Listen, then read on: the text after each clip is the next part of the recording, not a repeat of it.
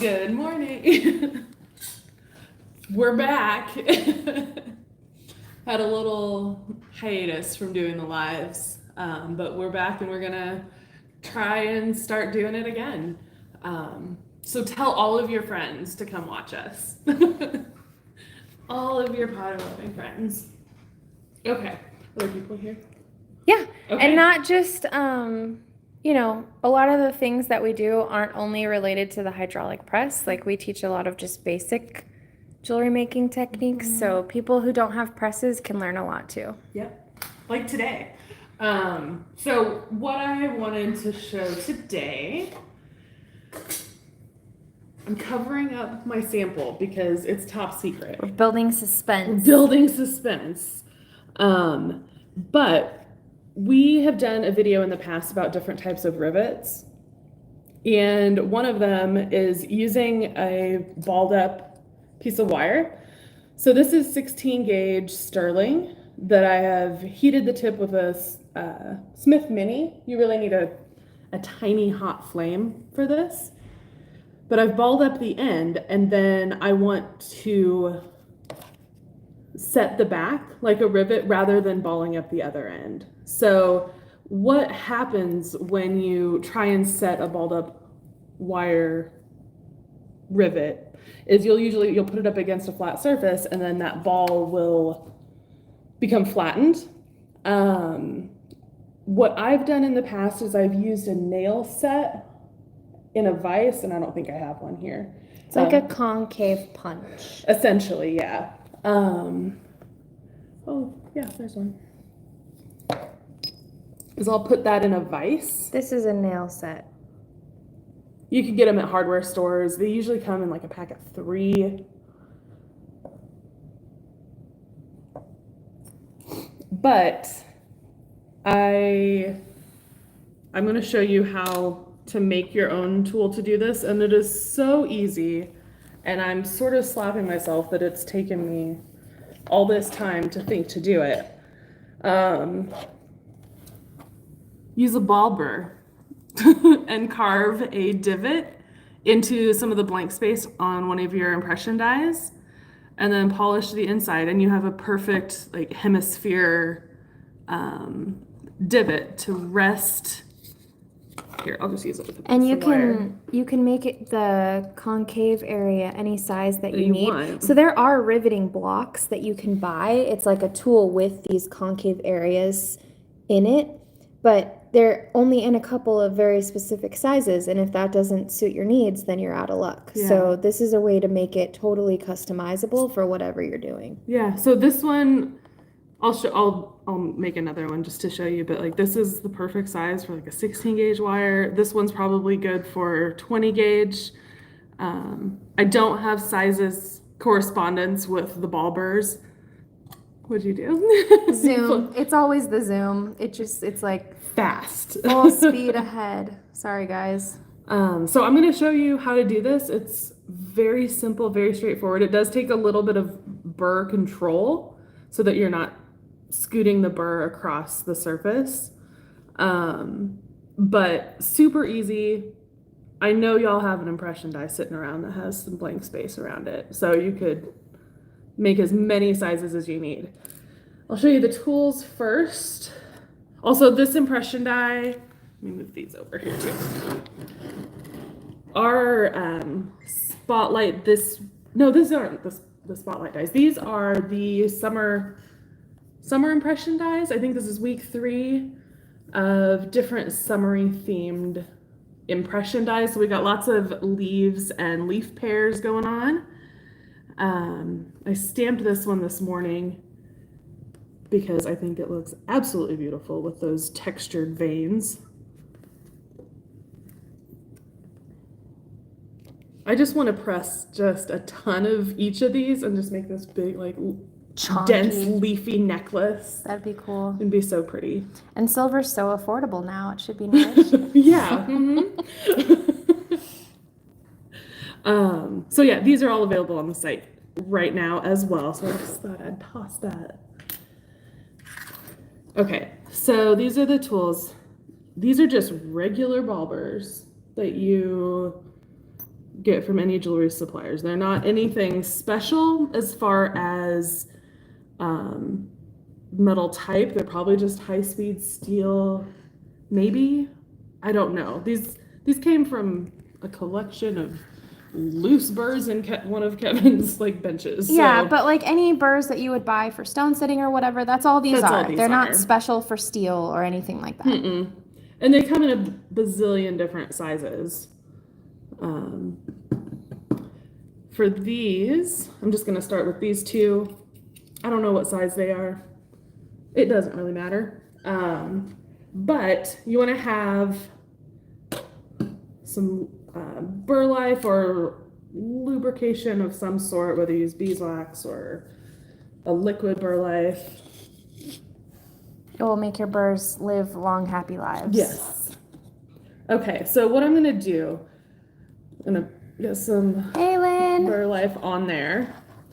And you want to make sure that you're holding onto your burr, your flex shaft, make sure everything is really fixed in place, because you want to be able to go like straight down into the metal and not have the burr scoot away. So I have my finger resting against the burr itself.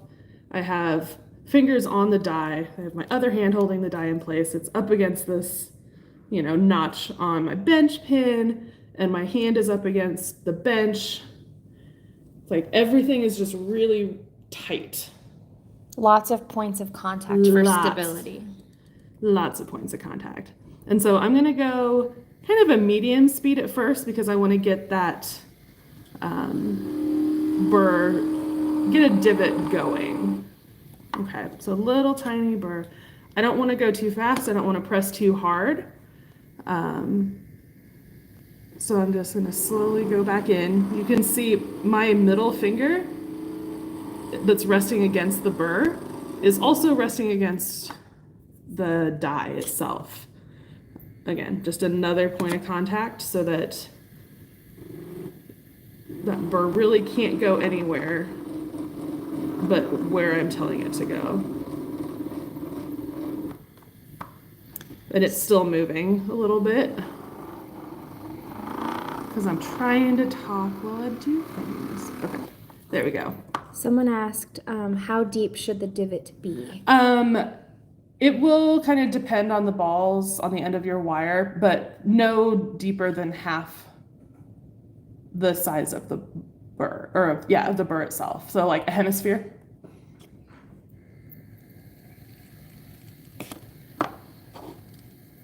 Okay, I'm just do a little bit more. You don't even need a full hemisphere. You just need a round enough divot that, we'll show them on this one, that none of the width of the ball and the end of the wire isn't necessarily overhanging the divot. Does that make sense? Sort of. Yeah. Okay. Okay, so that right there would be enough for probably a 20 gauge wire. We would polish it up. I'll just make another quick small divot, and then I'll enlarge it for a 16 gauge.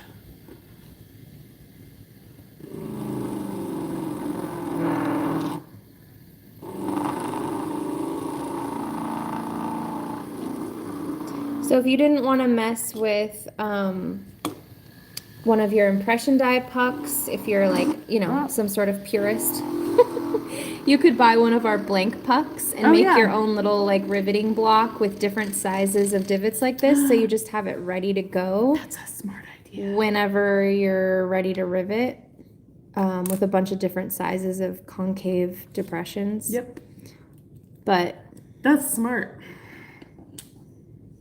I just know our customers and know that they're going to have such a hard time drilling into their impression dies. They're precious babies. You could probably also do it on the... Yeah, that's funny because someone just said, could you turn a puck over? You absolutely could. Yeah, definitely. Okay, so to make a larger one, I started making a smaller divot first. That's going to make it easier for this larger size ball burr to rest in there. And we're going to do the exact same thing. So this multiple points of contact. And a lot of people think that you have to go straight down with the burr. Oh, yeah, good point. But with a ball burr, they're self-centering. So any way you hold it, it's going to center and, grind. And it's easier to control on its side than trying to go in. So let me come out a little bit just so you can see like hand position. Like this is so uncomfortable. This is awkward. It's hard and it's unnecessary. You don't have to hold it straight up and down like that. Not with a ball burr. Yeah, with a ball burr specifically.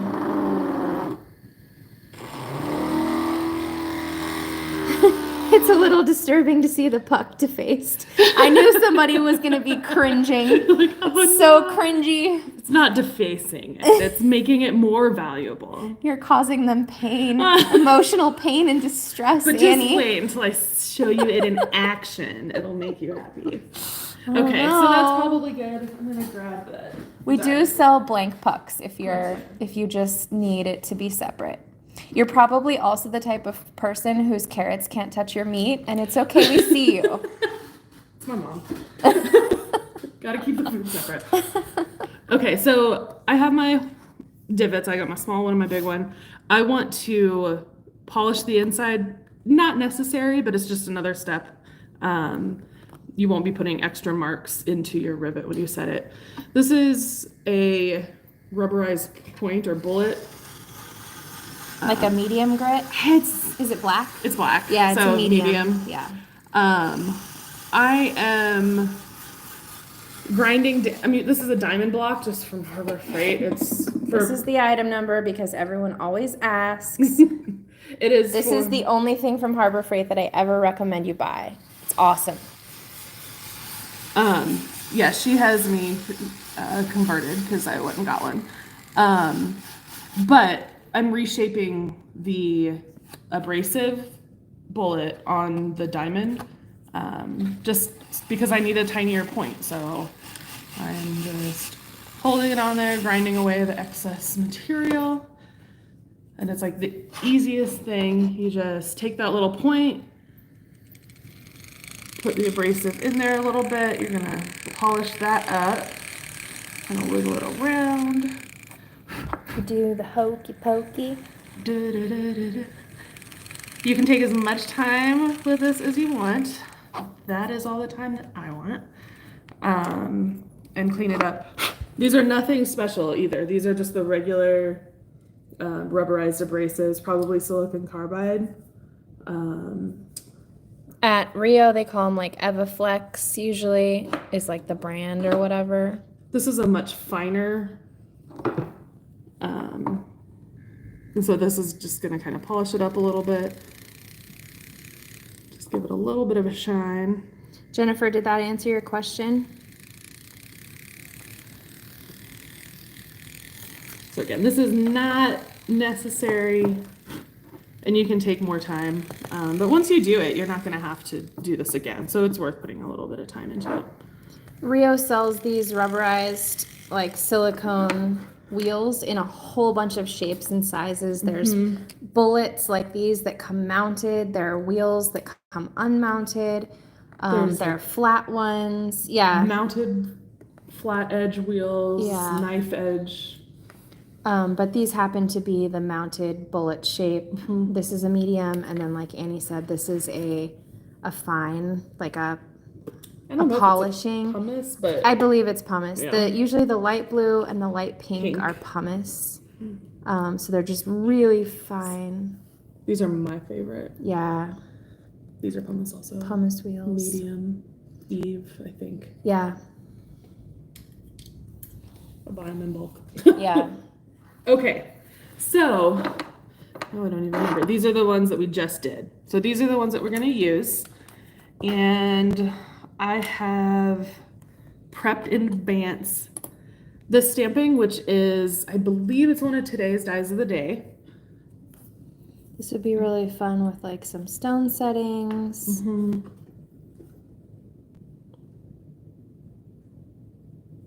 Yep. And I just punched out a pancake die that I think that we're going to attach this to. You could use any shape, but this seems like a pretty good fit for that. And okay, we're gonna set this aside for now. The first thing I'm gonna do is, I'll be over here. I want to make a divot where I'm going to drill my holes in the top piece. So I'm only drilling through the silver right now. I'll make a little divot. It's just a center punch. I'm just placing the tip where I want it, pressing down and then rotating it. You don't Throw it on the floor. It's part of the process. It's a mandatory part to throw it across the room.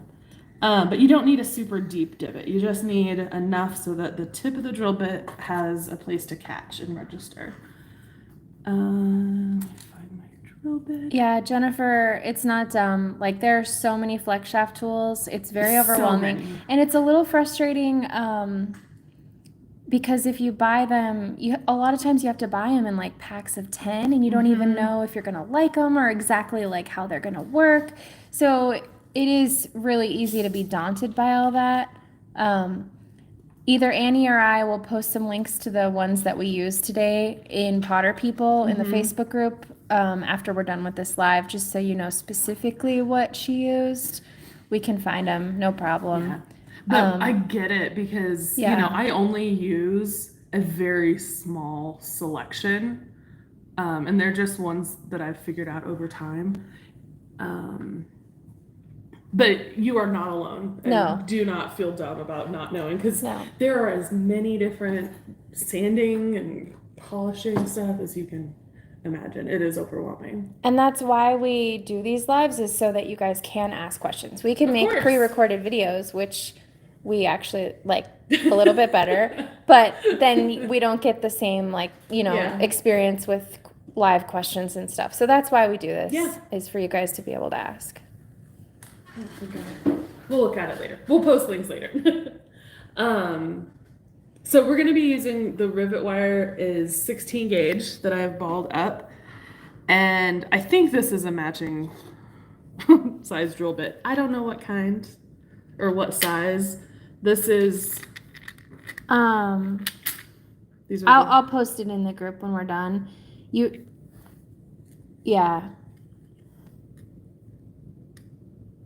Like...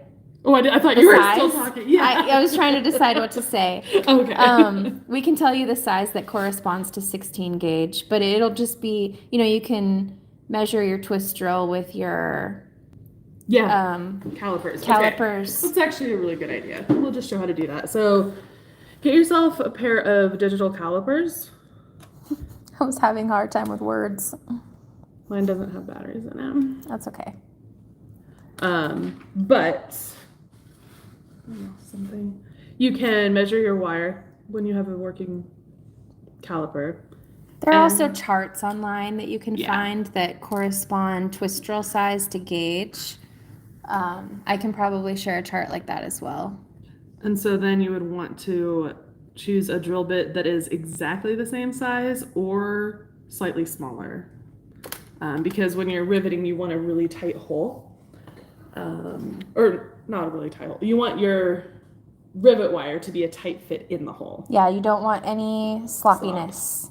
It'll make rivets hard for you. You will hate them. Yeah.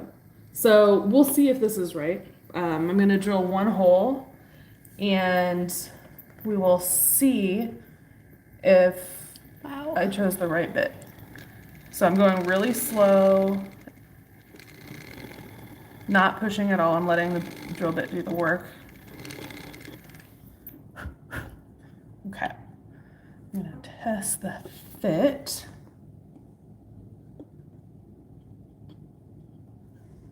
I think it's pretty tight, but oops. I'm not laughing at you, Annie. I'm laughing with you. Let me climb on the floor real quick. Get my...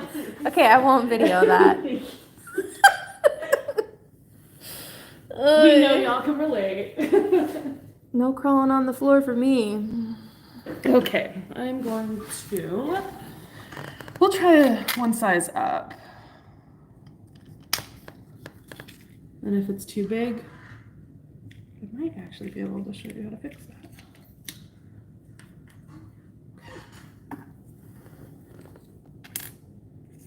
So it was tight enough that you couldn't get the wire through the all. hole? Okay. Yep, couldn't get through at all.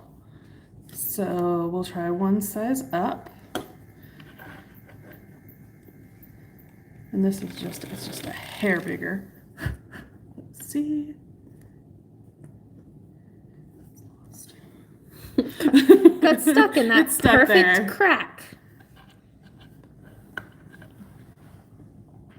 All right. Perfect. Da, da, da. So Nice. that's the right Nice and snug. size hole. Okay, so I'm going to drill the other 2 holes in this top piece.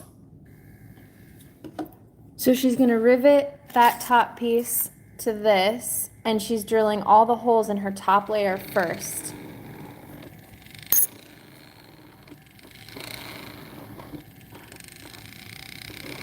You can see I'm not going fast.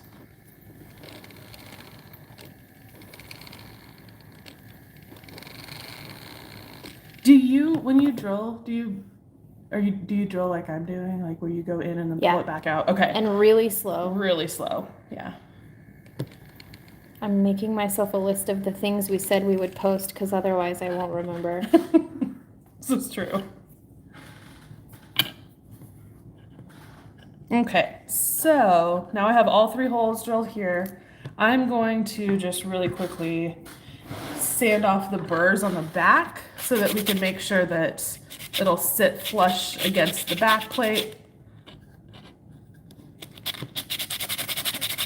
Okay, I said I would send the flex shaft wheels and the drill bit size chart. Did I tell you guys I would post anything else? Let me know in the I don't think comments. so. Okay. Not yet. I'm turning 40 this year. My brain is mush. All right, so what we're gonna do first, you want to set 1 rivet at a time when you are attaching your pieces together.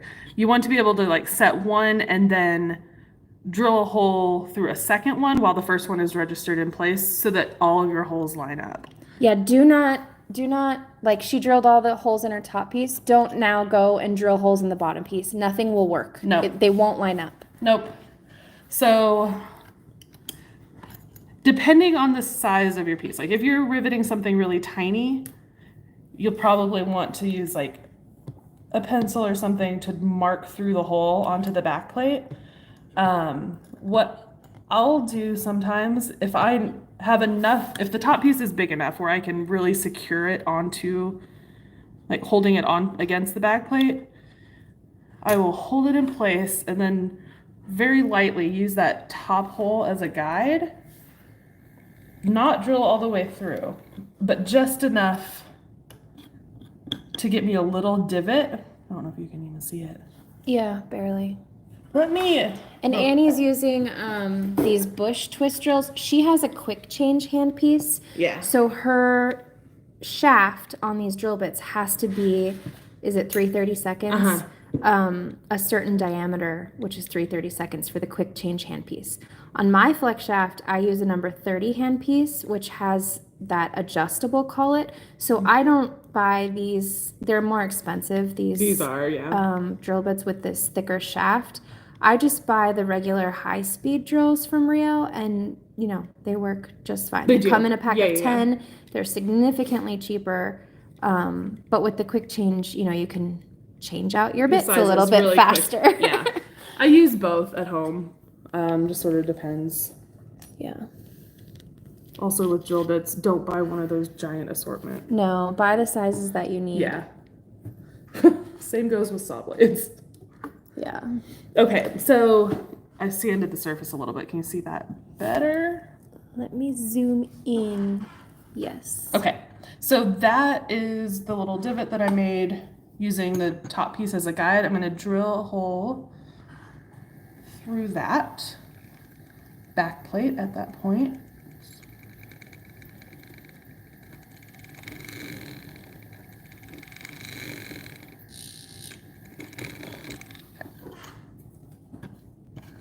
Do you know the word for this? Is it swarf? That's one of them. What's? Oh, I can't remember. I was trying to remember it, and that's why I wanted to know I if think you knew it. it's swarf. For some reason in my head, I had lemel. Oh, that might be it too. Okay, hold. Swarf or We're gonna Lemel. focus on what we're doing here, but Someone can look it I'm up also for us. gonna Google that because I just had this weird like moment of remembering. Swarf. Let's Google that. It sounds like a noise you make when you eat. This is a noise my dog makes when she eats. Yeah. Fine chips or filings of stone, metal, or other material produced by a machining operation. Yes, that is swarf. Now, what is lemel? It's probably something completely unrelated. No, I don't think it is. I think it's Lemel. Ooh. I can't even find it. I don't know how to spell it. L-E-M-M-E-L. Okay.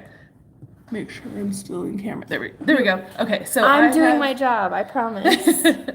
I've drilled that first hole in the back plate, and then I am using one of the rivet wires to lock these two pieces together. So there's the back, and there's the front. So what this does is this gives me, like, this particular point cannot shift. So what I'm going to do now is I'm going to adjust the other piece, or the piece on top. I'm not doing a very good job of spacing this evenly, so pay more attention when you do your own. But what I'm going to do is I'm going to do the same thing with the second hole. I'm only going to drill one more hole right now. Holding everything in place, just using it as a guide to get a little divot in the back plate. Be sure to use lubricant. Go slow, all that stuff that we talked about. Okay, I found it. Okay. Lemel means metal filings, which in jewelry terms means precious metal Yeah. filings. So yeah, Lemel is 2 words for the same weird yep, thing. but yours Lemel's- is specifically for jewelry. Maybe. That was hard to find, though. Okay, so I got my second one. I'm inserting a second wire. I just want to make sure that everything lines up, everything's good. And then we're going to do the same thing with this final rivet. Again, we're going to just make a little, I guess I could drill all the way through. We'll drill all the way through with this one. Yeah, once you have 2 points that are being held, then you can go ahead and drill the rest of your holes. If you had more than 3, you could go to 10. And then I always just really like test fitting everything.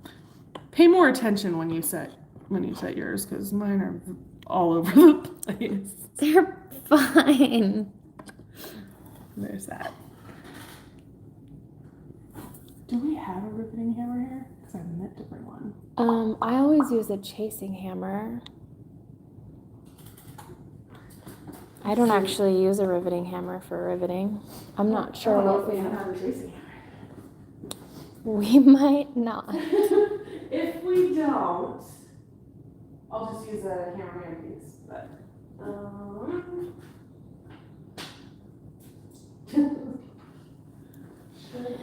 we can add to the list of things we need. Oh, sorry guys. Sneezed. All right, we're gonna do something not ideal. I'll check what thing is a giant ball peen hammer. Yeah, We'll see. A riveting hammer looks a lot like a goldsmith's hammer, if you know what that is. It has like a round face and then it has a cross peen face. You can use that for riveting. I've always used a chasing hammer and just the rounded end of the chasing hammer. Yeah. But you want a hammer with like a smaller face so that you can be more accurate with where you're hitting. You have more control. Yeah. And you don't want a really heavy hammer. That's why a chasing or a riveting hammer is nice, because they're usually like Really lightweight. I mean, what, 2 ounces? Like Yeah. they're very lightweight hammers. You're not really like hammering anything. You're doing itty bitty light little taps. So this may end up disastrous, but we're gonna try it anyway. It'll be okay. Okay. The people believe in you. Thanks, everyone. No, it'll be fine. I'm taking out 2 of the rivets. I'm only going to set 1 at a time. Okay. I'm going to try and do this so that you can see, which makes it a little awkward for me. I feel like do it how it works for you, and I'll make it so they can see. I'll do it over here then. Okay, so you want to make sure that your pieces are together tightly. And what we're gonna do is rest that balled up end into that largest divot that we made. Sorry guys, Annie's Zoom is like really over enthusiastic. It's very excited for you to see. Yeah. Can you It's see like, me? oh, you want me to zoom? Let me turn into a microscope. Perfect. They can see great. Okay. So you only want the head of the rivet touching whatever surface you're riveting against, whether it's flat or whether it's one of these divots. You don't want the rest of the piece to be supported. You only want that rivet head supported on the metal. So I'm going to trim off leaving about half the diameter of the wire above the surface, maybe a little bit extra. Okay. See how little that is? Okay. What I'm going to do is we'll try this giant cross peen. Ball peen. Ball peen, thank you. No, it's fine. And I'm just going to slowly kind of start hammering in a circle to upset the head of that rivet. This hammer is Ridiculous. too big. Don't use. But Annie's a master. It's fine. I even have a degree to prove it.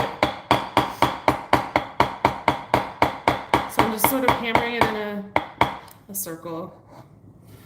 And that's already upset it enough that that ball or that rivet is going nowhere. So what I like to do is just set all 3 of the rivets partially to get everything together, and then you can refine the rivet end later once you have everything secured together. Remove that burr real quick. Does anyone have questions about that? Like, that's how easy it is. You're not going to town on like wailing on the end of the rivet.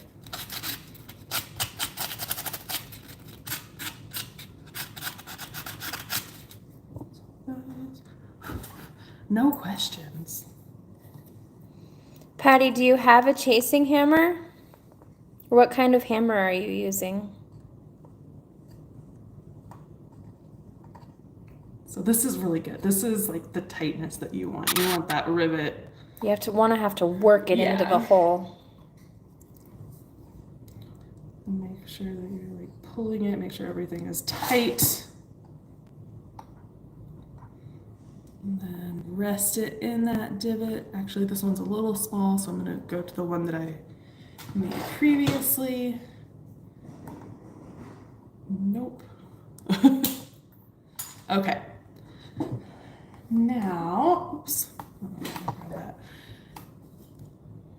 I've trimmed that wire so that about half the diameter is sticking up.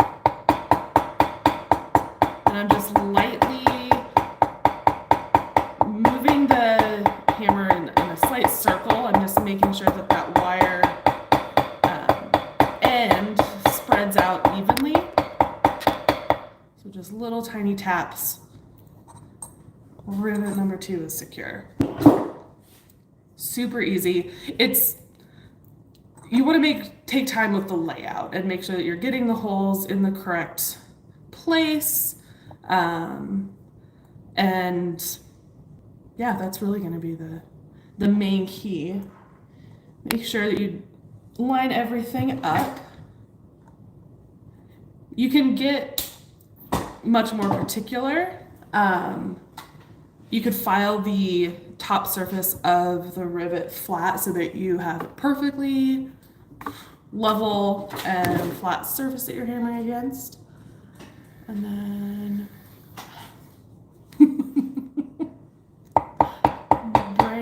okay, going in a circle.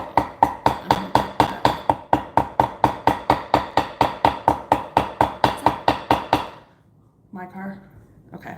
Okay. Do I need to go right now? Take your time. The landscapers just need to get in. Do you want to But hand him I'll your tell 'em. keys? No, it's Okay. that's stupid. I have no key for my car. Okay. It's okay. Like a few minutes. Okay. Don't worry about it. Okay. Well, we're almost done anyway. Okay, so I have everything set. Everything is good. And the rivet tops are nice and round. They were a little pitted because I used sterling silver wire and didn't clean up the like wrinkliness that you get with the rivets or the balled up ends when you do sterling, but that's my little tip. It's pretty easy. Make a bunch of different sizes in one of your impression dies or one of the blank pucks we sell. And then, yeah, experiment. Do a lot of tests and practice first before like working on your main piece so that you get familiar with the process. But that is thoroughly set.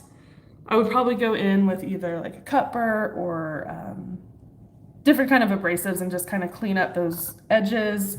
You can also go back around and just tighten up the rivets even more.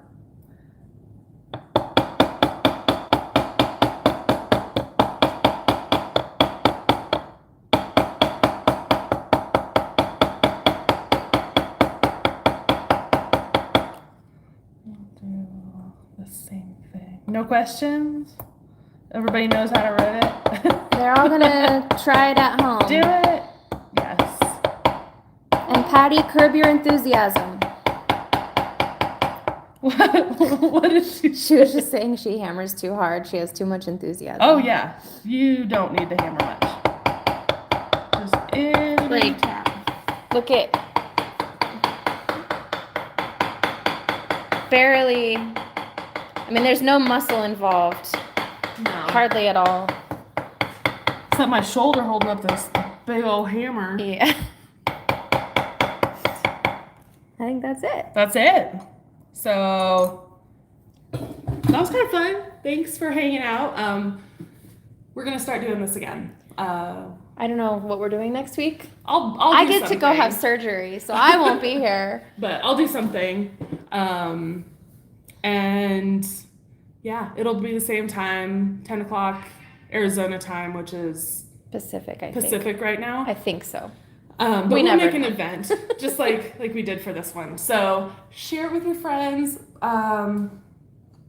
Play around with this. Don't be afraid to make a little divot in one of your impression dies.